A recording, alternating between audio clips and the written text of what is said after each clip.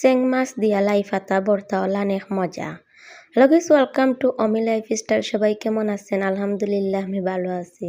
তো আজকে আমি চেং মাছ দিয়া লাই পাতা ভর্তা করব। যত ধরনের মাছও দিন না এখানে, বাট চেং মাছ দিয়া লাই পাতা ভর্তা অসাধারণ লাগে। তো আমি এখানেও চেং মাছরে পয়লা তেল ভাজি লাইছি, তারপরে দিছি তুরা শুকনা মরিচ, এরপরে দিছি কাঁচা মরিচ, ধনিয়া পাতা দিয়া তো এখানেও মেস্ট করে লাইরাম।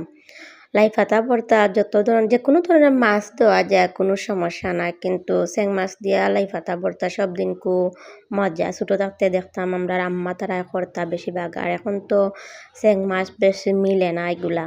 তো এখন আমরা বেশিরভাগ বড় মাছ দিয়া আছে ভর্তা করিয়া থাকি। তো আমার ভর্তা ডান, আর সরিষার তেল না দিলেও তো না হয়, সরিষার তেল না দিলে মজা তো লাগে না। তো খেয়ে লাই পাতা ভর্তা খাইতে পছন্দ করেন কমেন্টও কইবা, আমার তো খুবই ভালো লাগে। আর ঠান্ডার সময় ভর্তা আসলে খুব